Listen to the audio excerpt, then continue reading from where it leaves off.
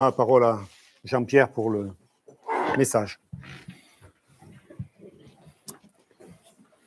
Bonjour à tous. C'est toujours une joie d'exposer la parole de Dieu. Je vous propose de prendre vos Bibles et de l'ouvrir en Luc chapitre 18.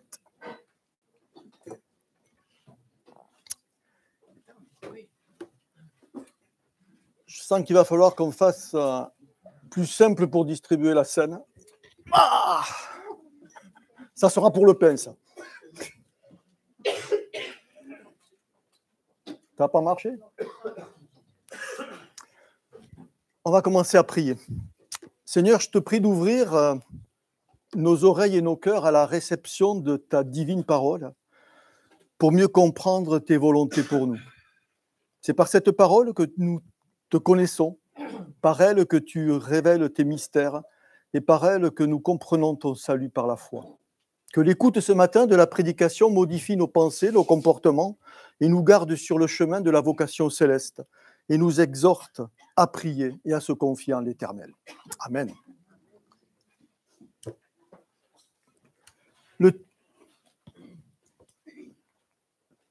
Entrer dans le royaume, c'est le titre. Troisième des 4 messages sur la prière. Ce matin, nous allons lire 2 courtes paraboles qui vont nous enseigner comment prier et comment rentrer dans le royaume. Alors, au premier abord, avec une lecture superficielle, les choses paraissent évidentes. Mais Jésus bouleverse les a priori, les pensées traditionnelles, et y renverse les évidences.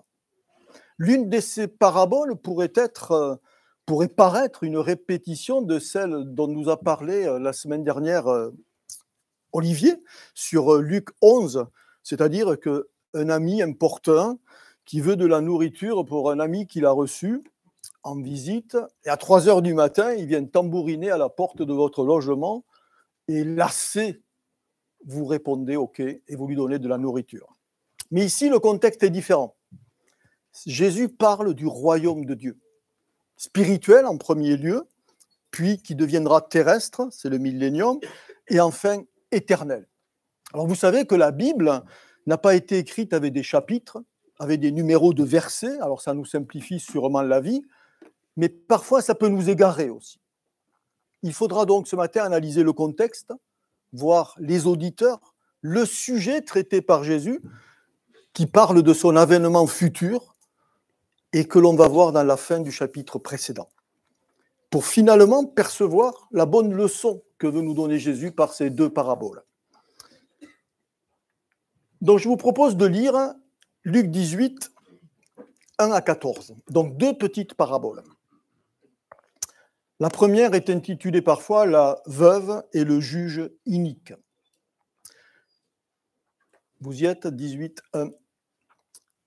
Jésus leur adressa une parabole pour montrer qu'il faut toujours prier et ne pas se relâcher. Il dit, il y avait dans une ville un juge qui ne craignait point Dieu et qui n'avait d'égard pour personne. Il y avait aussi dans cette ville une veuve qui venait lui dire « Fais-moi justice de ma partie adverse ». Pendant longtemps, il refusa. Mais ensuite, il dit en lui-même « Quoique je ne craigne point Dieu et que je n'ai d'égard pour personne, néanmoins, parce que cette veuve m'importune, je lui ferai justice, afin qu'elle ne vienne pas sans cesse me rompre la tête. » Le Seigneur ajouta « Entendez ce que dit le juge inique. Et Dieu ne fera-t-il pas justice à ses élus, qui crient à lui jour et nuit, et tardera-t-il à leur égard? Je vous le dis, il leur fera promptement justice, mais quand le Fils de l'homme viendra, trouvera-t-il de la foi sur la terre? » Et donc on passe à la seconde. Le pharisien est le collecteur d'impôts, ou le publicain, ou le péager, selon les versions. Il dit encore cette parabole, en vue de certaines personnes se persuadant qu'elles étaient justes et ne faisant aucun cas des autres. 2 hommes montèrent au temple pour prier. L'un était pharisien et l'autre publicain. Le pharisien, debout, priait ainsi en lui-même. « Ô Dieu, je te rends grâce de ce que je ne suis pas comme le reste des hommes, qui sont ravisseurs, injustes, adultères, ou même comme ce publicain. Je jeûne 2 fois la semaine. Je donne la dîme de tous mes revenus. Le publicain, se tenant à distance, n'osait même pas lever les yeux au ciel. Mais il se frappait la poitrine en disant « Ô Dieu, sois apaisé envers moi qui suis un pécheur. » Je vous le dis, celui-ci, le publicain, descendit dans sa maison justifié plutôt que l'autre, le pharisien. Car quiconque s'élève sera abaissé, et celui qui s'abaisse sera élevé. Donc on va voir le contexte, c'est pour ça que j'avais dit, alors je ne vais pas faire de sondage pour savoir qui c'est qui a lu Luc 17, de voir un petit peu la fin du chapitre précédent. Et donc on verra la veuve importune, le pharisien et le collecteur d'impôts, application et conclusion. Alors, le contexte, les auditeurs et le sujet. Les pharisiens ont demandé à Jésus quand viendrait le royaume de Dieu. Luc 17, 20. Plus pour le piéger que pour s'instruire. Et la réponse de Jésus est simple. Il leur dit, ça sera une venue sans éclat, et le royaume de Dieu, il est déjà là, en lui et par lui. Et il leur dit que le royaume de Dieu est déjà au milieu d'eux. Un petit peu plus loin, dans la fin de ce chapitre, il parle aux disciples. Et là, il leur annonce un petit peu plus de choses. Il leur dit que la venue sera soudaine, comme un éclair, qu'elle sera visible, mais qu'avant, il y aura des souffrances et que donc il faut que le Messie passe sur la croix. Et puis il dit des choses importantes. Il dit qu'avant le retour de Christ, le monde vivra comme au temps du déluge, donc comme au temps de Noé, et comme au temps de Sodome et de Gomorrhe. Ça ne sera pas génial. Il nous dit aussi que celui qui voudra sauver sa vie la perdra. Il ajoute qu'un tri existera. L'un sera sauvé, l'autre sera perdu. Donc il y aura un jugement. Ce qui veut dire qu'il y aura deux venues. Celle que nous avons célébrée il n'y a pas longtemps à Noël, qui était l'incarnation de Jésus sur cette terre, venu pour mourir et pardonner les péchés de l'humanité et pour sauver ceux qui croiront en lui. Et puis la seconde, on ne sait pas quand, pour juger les impies et installer son royaume terrestre de 1000 ans, le millénium. Et entre ces deux venues, il faudra attendre son retour avec persévérance. C'est ça, ces deux paraboles. Dans la foi et la prière, sans se relâcher. Les deux paraboles sont en étroite relation, donc avec des événements à venir. Et les disciples n'ont pas saisi que l'attente allait être longue. D'où l'appel à la persévérance et à garder l'espoir, car les temps seront difficiles, puisque on voit que l'apostasie va aller de plus en plus fort. Et donc, en toutes circonstances, continuez à prier, à espérer et ne vous relâchez pas. Alors, voyons la première des paraboles. Je crois que tout le monde aime les paraboles de Jésus. Ce sont des histoires simples, avec peu de personnages, mais des histoires qui sont toujours comme des épées aiguisées, tranchantes pour nous enseigner. Alors, quelle est la situation ? Deux personnages, un juge et une veuve, dans la même ville. Ils sont à l'opposé sur l'échelle sociale. L'une qui est démunie, qui est seule, qui est devant l'adversité, elle est sans ressources, et elle n'arrive pas à obtenir que justice soit faite pour elle contre sa partie adverse, qui était sûrement plus avisée, peut-être plus riche, mieux à même de plaider sa cause devant le juge, et peut-être plus encline à le corrompre.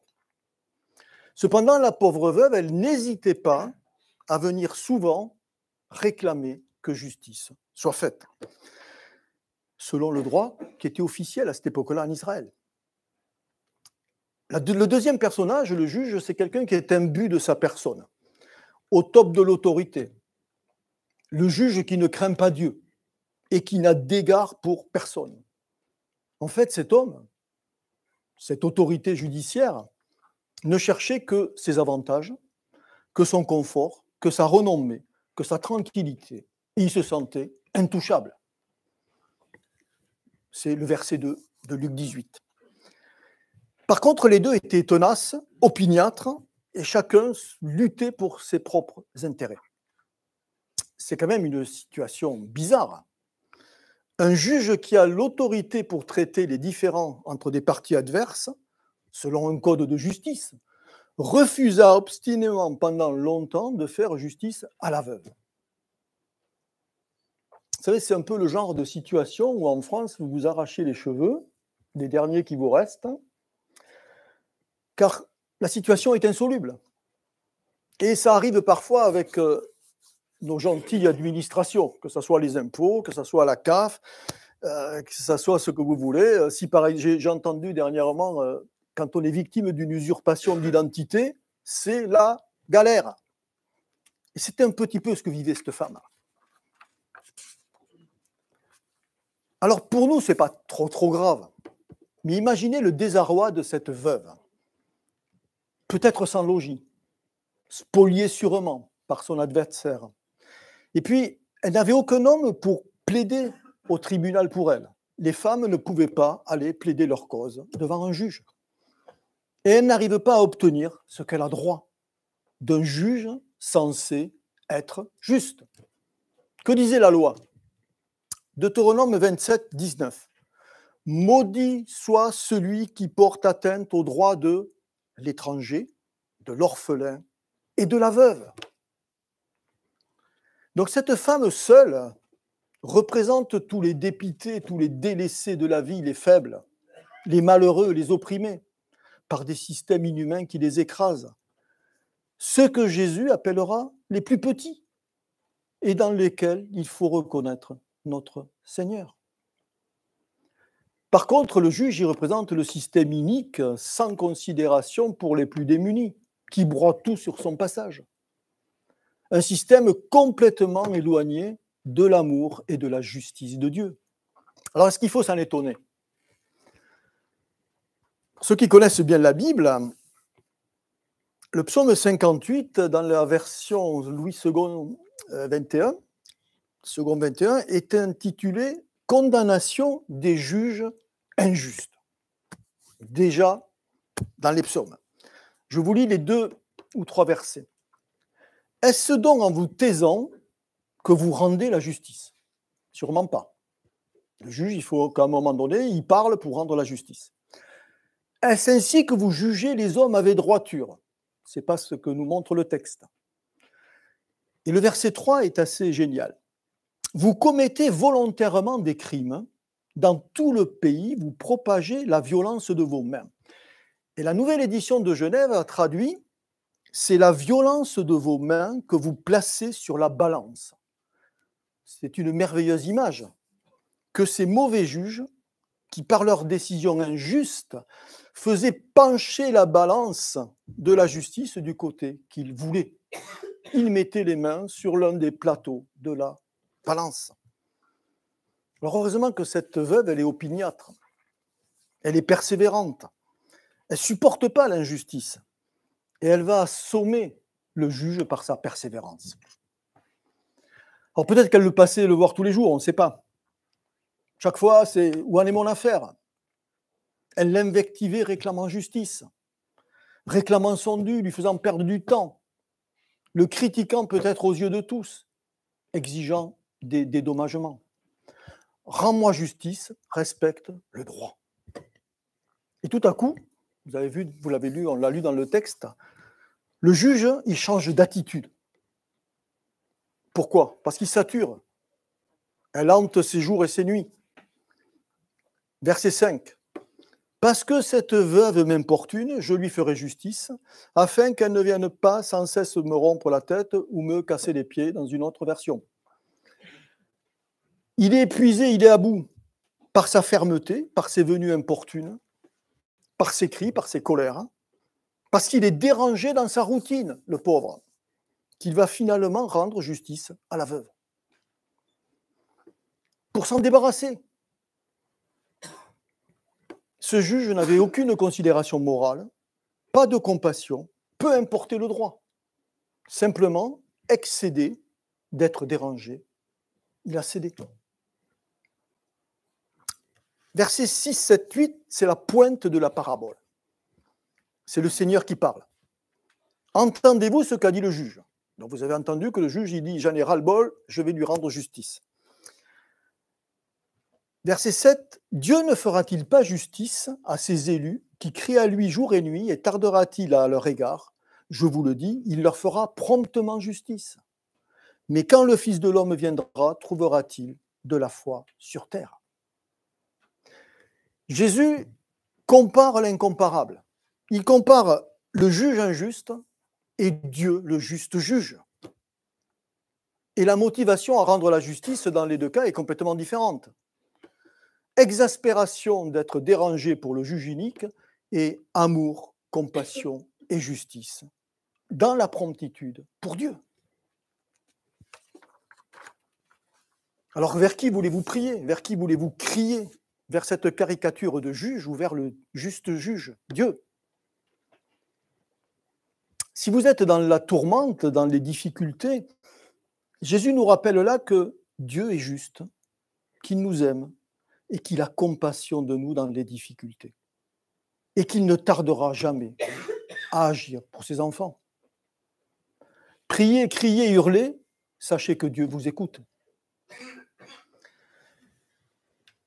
Et Jésus se demande à son retour, est-ce qu'une foi ferme, persévérante, sera le lot du plus grand nombre? Alors soyons de ceux qui, dans les épreuves, les obstacles, les injustices, ne perdent jamais espoir, prient et font confiance au Seigneur pour être entendus et exaucés. Priez sans cesse, aussi dans les épreuves et aussi quand tout va bien. La promesse de Dieu, elle est certaine, elle est infaillible. Seulement, ses enfants arriveront-ils à persévérer jusqu'à la fin? Je vous ai dit en introduction, ça sera long, sa deuxième venue. Il faut garder la foi. Parce que c'est la foi seule qui peut maintenir en communion avec le Sauveur dans l'attente de son retour. Paul parle de cette persévérance dans sa deuxième lettre à Timothée, 2 Timothée 4, 7. Qu'est-ce qu'il dit? J'ai combattu le bon combat, j'ai achevé la course, j'ai gardé la foi. Vous avez gagné un chocolat. Et ça nous amène à nous poser une question. Qui peut et comment entrer dans le royaume? Qui est justifié par Dieu? C'est-à-dire déclaré juste. Et ça nous emmène à la deuxième des paraboles, le pharisien et le collecteur d'impôts. Est-ce que vous pouvez me citer un des collecteurs d'impôts qui est bien connu dans la Bible? Zachée. À nouveau, deux personnages. À l'opposé sur l'échelle religieuse. Un super religieux, un pharisien top niveau, et un collecteur d'impôts, c'est-à-dire la lie de la société, un traître, un collabo des Romains, méprisé par les Juifs parce qu'il les escroquait un petit peu en récupérant les taxes. Quelle est la situation? C'est le moment de prière au temple de Jérusalem. C'était le lieu sacré de la présence de Dieu. Et 2 fois par jour, les gens allaient prier parce qu'il y avait un sacrifice du matin et un sacrifice de l'après-midi. Et le verset 9 nous dévoile le sujet de la parabole. C'est quoi? C'est en vue de certaines personnes se persuadant qu'elles étaient justes et ne faisant aucun cas des autres. Verset 9. Alors c'est vrai que souvent, les paraboles de Jésus, elles sont dérangeantes. Elles sont contre-intuitives. Et celle-ci, elle le fut particulièrement pour les Juifs de l'époque. Elle fut déstabilisante. Quel est l'auditoire? Ceux qui se considèrent justes, qui sont persuadés qu'ils sont justes devant Dieu. Ceux qui sont certains, si vous préférez, d'aller au ciel par leur œuvre. C'est ça que ça veut dire. Dans le chapitre 16, il a dit aux pharisiens, vous cherchez à paraître juste devant les hommes, mais Dieu connaît vos cœurs. car ce qui est élevé parmi les hommes est une abomination devant Dieu. On l'a chanté tout à l'heure. Non, on n'a pas chanté, on l'a vu dans ce qu'a présenté comme verset Philippe. Il y a les humbles, il y a les orgueilleux. La certitude de ces pharisiens, c'est que ça reposait sur la notion de mérite. Par leur obéissance aux règles, ils pensaient avoir droit au ciel. Sauf que le ticket du ciel, c'est la perfection et la sainteté. Et c'est impossible aux hommes de l'obtenir par les œuvres. Alors voyons les deux protagonistes de l'histoire. Le pharisien. Bon, le pharisien, c'est souvent décrit comme une personne dont la vertu et la piété ostentatoires sont feintes. Versets 11 et 12. Debout, le pharisien, il priait ainsi en lui-même, « Ô Dieu, je te rends grâce de ce que je ne suis pas comme le reste des hommes, qui sont ravisseurs, injustes, adultères, ou même comme ce publicain. Je jeûne 2 fois la semaine, je donne la dîme de tous mes revenus. » L'orgueil dans sa plus belle expression.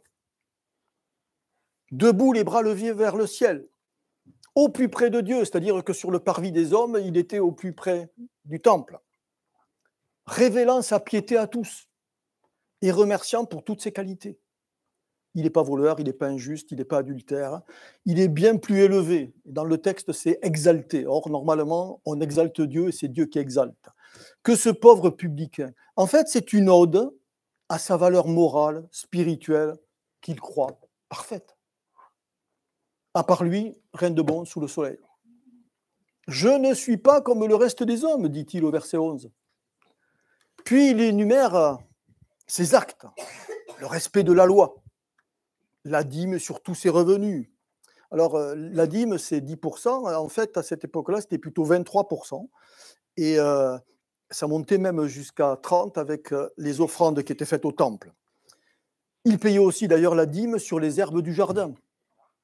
Et le jeûne 2 fois par semaine. Alors, pour ceux qui connaissent bien la Bible,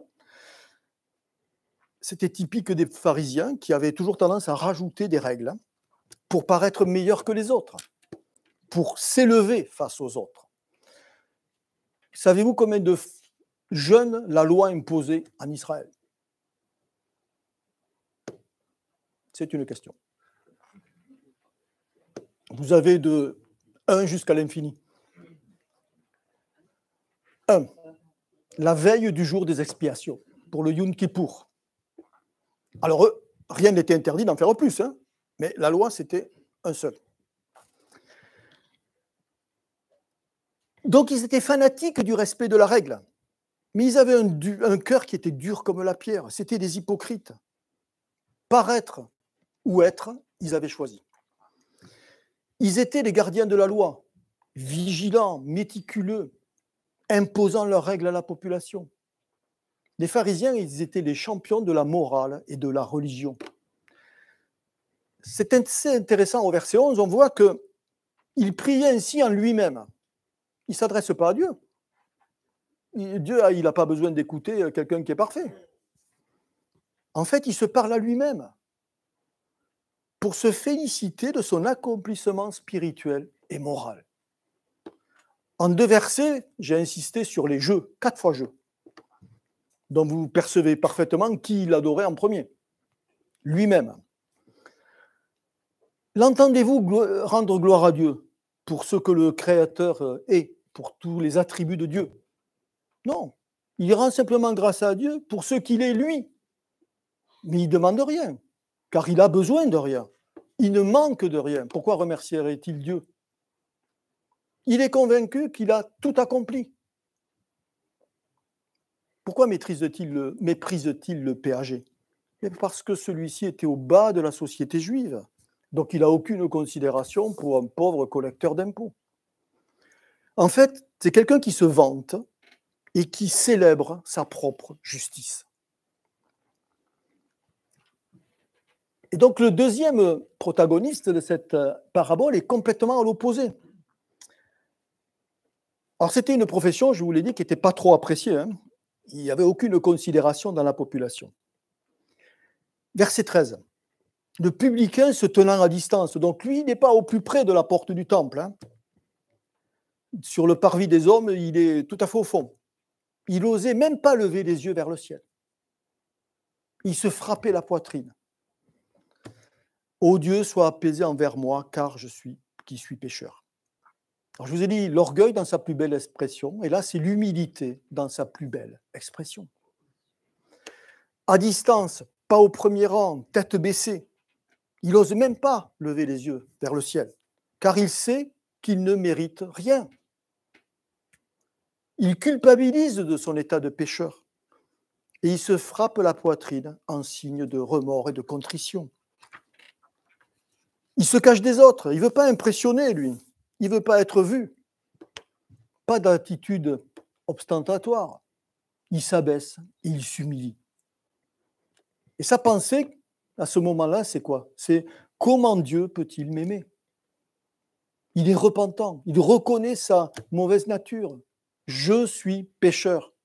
Il demande pardon. Il désire simplement que Dieu lui accorde la paix. Le collecteur d'impôts, il se sait indigne devant Dieu, car il est voleur, corrompu, immoral, irreligieux, et il continue à transgresser la loi. Il appréhende le jugement mérité, la punition. Il est dans l'angoisse. C'est pour ça qu'il se frappe la poitrine. Pourquoi c'est qu'on se frappe la poitrine? Parce que la poitrine est le siège où est le cœur, et le cœur est le siège des mauvaises pensées, des meurtres, des adultères, des calomnies et des faux témoignages. Matthieu 15. Il s'adresse à Dieu, « Aie pitié de moi qui suis pécheur ». Contrairement aux pharisiens, lui, il sait qu'il a besoin de Dieu pour être sauvé, pour être justifié. Il a compris que seule la grâce de Dieu peut le rendre juste, le déclarer juste. Il n'a rien à présenter à l'Éternel, si ce n'est sa lucidité quant à sa condition, son désir de repentance, son envie de passer par la nouvelle naissance, son envie de changer de vie par la grâce de Dieu. Et il espère que le Seigneur aura un regard bienveillant à son encontre, et c'est quelque part là la plus grande œuvre de sa foi. Il perçoit que Dieu seul peut rendre juste, que rien de ce que nous pouvons faire n'est suffisant pour mériter que Dieu nous déclare juste. Dieu décide de sauver un pécheur sans tenir compte de ses mérites, par grâce. Ce n'est pas ce que disent beaucoup de religions dans le monde. Alors, quelle est la pointe de la parabole? Verset 14. Je vous le dis, c'est Jésus qui parle, celui-ci, il parle du collecteur d'impôts, descendit dans sa maison justifié, c'est-à-dire déclaré juste par Dieu, plutôt que l'autre, le pharisien, car quiconque s'élève sera abaissé, et celui qui s'abaisse sera élevé. Je vous ai dit que c'était déstabilisant, parce que c'était à l'opposé de tout ce que les gens croyaient. Celui qui reconnaît son péché est justifié, alors que celui qui respecte la loi ne l'est pas. C'est révolutionnaire. Selon les pharisiens, leur fidélité à la loi leur garantit d'être justes. C'est évident. À l'inverse de tous les pécheurs. Or, voilà qu'un des pécheurs est déclaré juste uniquement en raison de sa prière, reconnaissant ses péchés et invoquant que Dieu soit apaisé vis-à-vis de lui.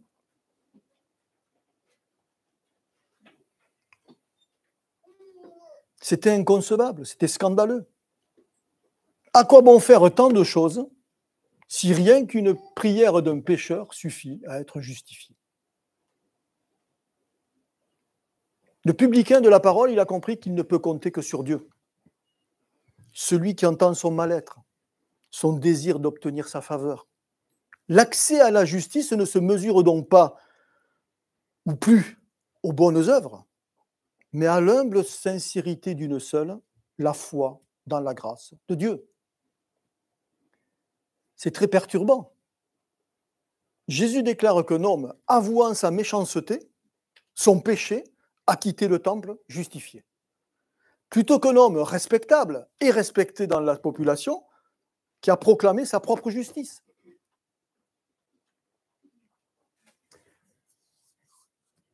Est-ce que vous voyez la première béatitude du sermon sur la montagne, Matthieu 5? Alors, des fois, dans des versions, c'est traduit par « heureux les simples d'esprit ». Alors, ne croyez pas que c'est heureux les imbéciles. Ça veut dire heureux ceux qui reconnaissent leur pauvreté spirituelle, ce que faisait le péager, et pas du tout ce que faisait le pharisien.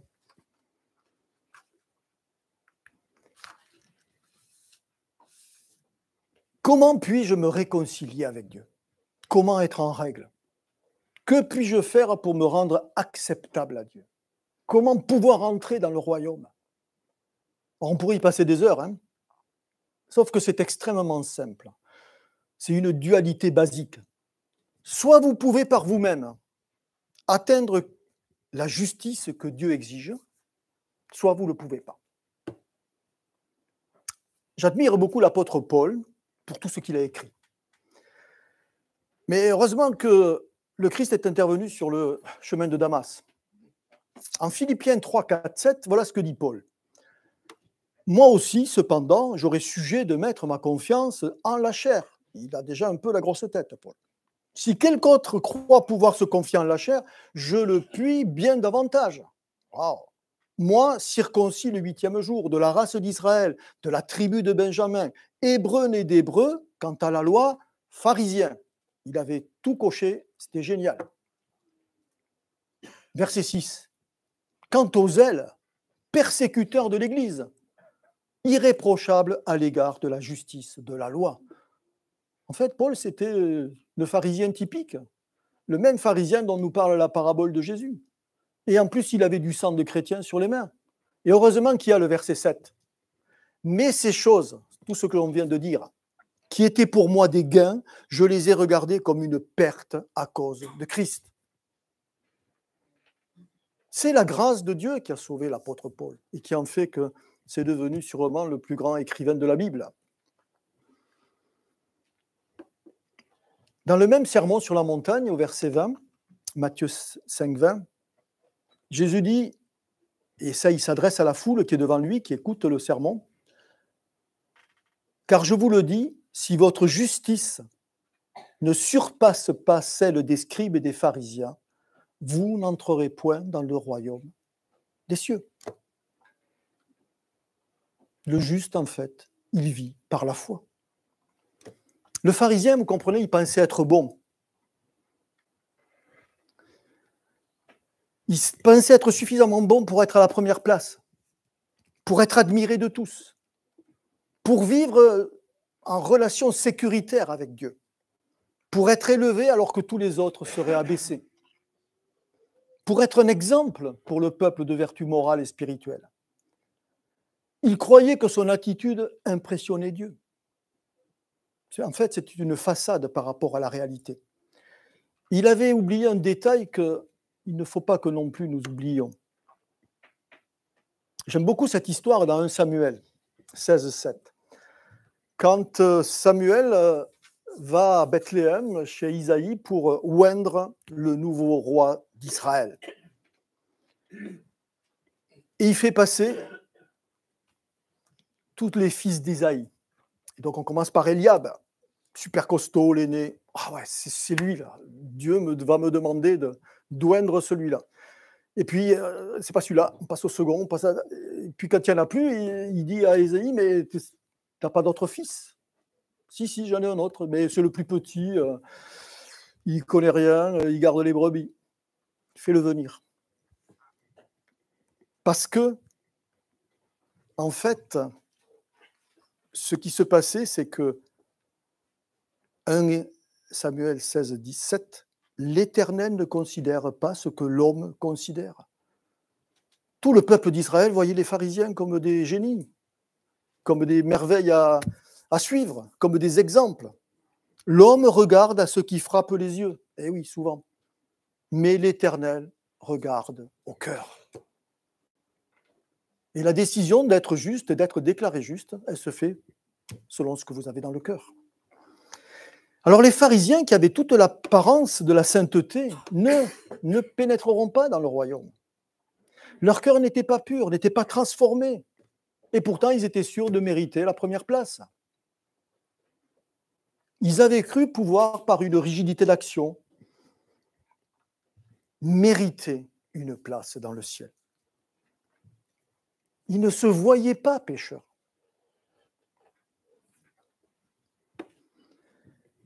Paul, dans l'Épître aux Romains, dit en Romains 3,20, « Personne ne sera considéré comme juste devant Dieu sur la base des œuvres de la loi. » Pourquoi ?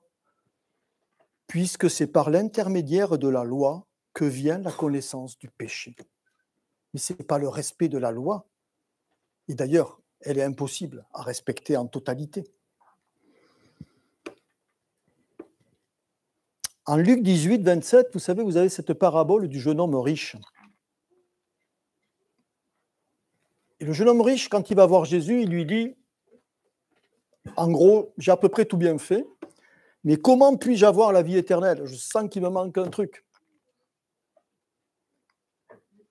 Et ce qui lui manquait, c'était qu'il était riche. Et que quand Jésus lui dit, vends tout, donne-le aux pauvres et suis-moi, ça pose un problème. Et les apôtres, pourtant, ils se disent, mais quelle est leur question ? Mais alors qui peut être sauvé, Seigneur ? Et qu'est-ce que répond Jésus ? Luc 18, 27. Qu'est-ce qu'il répond ? Ce qui est impossible aux hommes est possible à Dieu. C'est la grâce.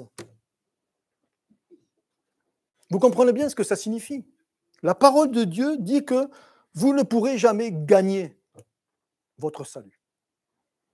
Ni par votre moralité, ni par votre religiosité, ni votre spiritualité, si vous ne passez pas par la nouvelle naissance, si votre cœur de pierre n'a pas été transformé en un cœur de chair, si vous n'avez pas reçu le cadeau de la grâce de Dieu, si vous ne croyez pas en Jésus, Sauveur et Seigneur, vous ne serez pas justifiés. Alors ça ne sert à rien de faire 36 chemins de croix, de réciter 3 je vous salue Marie, etc., etc., etc. Toutes les religions, malheureusement, imposent aux hommes des actes, des règles, des lois, pour marquer des points. Et lorsque vous avez un certain nombre de points, vous gagnez une image. Vous avez gagné l'entrée dans le royaume.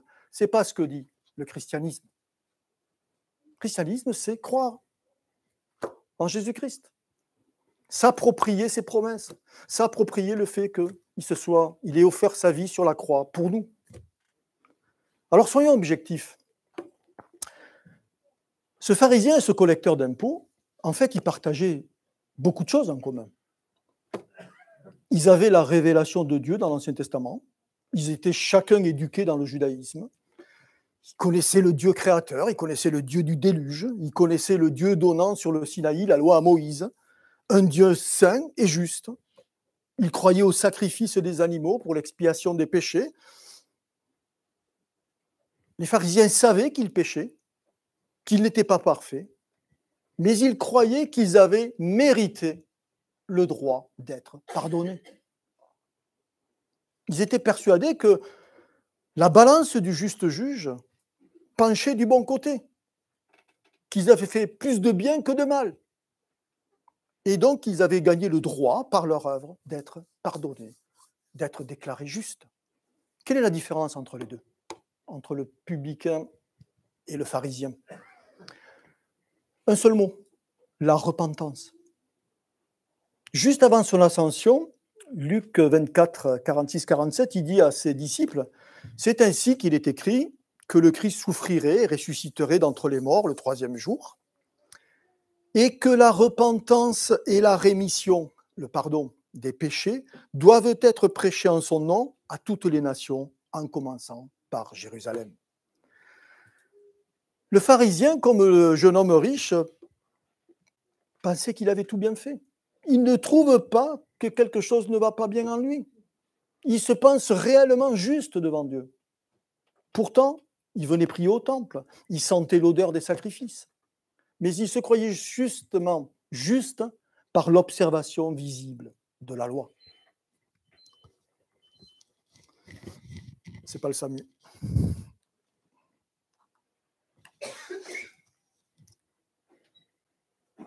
Le problème, c'est que qu'est-ce que dit Jacques 2, 10 ? Quiconque observe toute la loi c'est cool, mais pêche contre un seul des commandements de la loi, devient coupable de tous. C'est-à-dire, ce que je vous disais tout à l'heure, il est impossible, par le respect de la loi, par nos œuvres, d'être déclaré juste par Dieu. Au verset 13, si vous l'avez sous les yeux, le PAG dit « Sois apaisé envers moi ».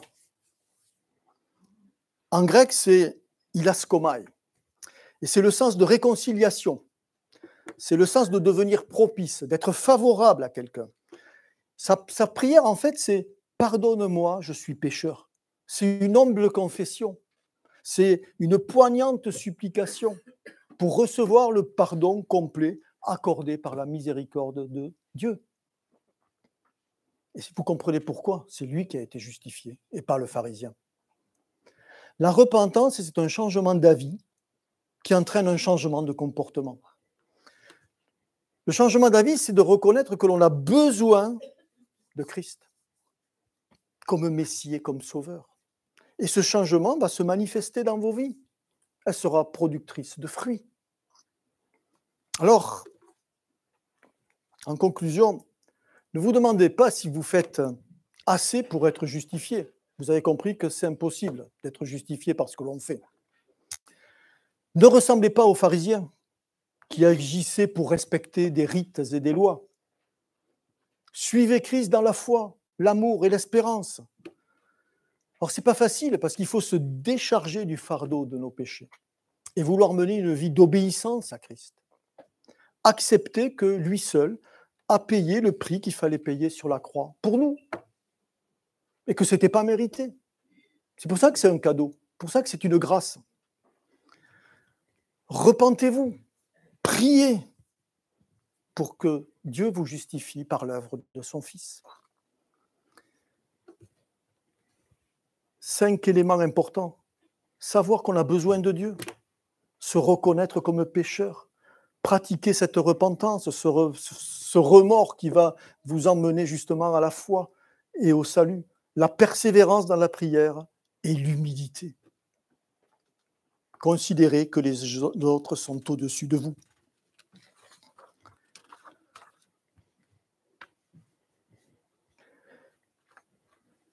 Car quiconque s'élève sera abaissé, et celui qui s'abaisse sera élevé. Tous les efforts de l'homme pour s'élever ne mèneront qu'à l'humiliation. Tout effort pour se sauver ou pour se justifier, ce sera un abaissement, un écrasement conduisant au jugement éternel. Jacques 4,6. Dieu résiste aux orgueilleux et il fait grâce aux humbles. Alors veillons à ce que notre justice, reposant sur Christ, soit intérieure, soit au niveau du cœur et s'attaque à la racine du mal, le péché. La justice pratiquée, vous l'avez compris avec l'exemple du pharisien, pour être visible, avec orgueil, sans celle du cœur, ne peut pas plaire à Dieu. Elle n'est pas recevable par Dieu. En fait, c'est une prière humble, sincère, reconnaissant son péché, et Dieu a justifié le pécheur. C'est pour ça que c'est le PAG qui rentre chez lui justifié. Alors comme c'est une série sur la prière, terminons par la prière. Seigneur, apprends-nous l'humilité, d'être conscient de nos péchés, de te faire confiance en toutes circonstances. Donne-nous la force pour te prier dans la persévérance, dans la certitude que tu agiras promptement pour tes enfants. Revêt-nous de la justice de Christ, la seule qui justifie, si tragiquement acquise par le sacrifice de Jésus pour le rachat de nos fautes par sa mort. Aie pitié de nous, Seigneur. Fais-nous miséricorde. Accorde-nous d'être fidèles pour proclamer l'Évangile au nom de ton Fils. Amen.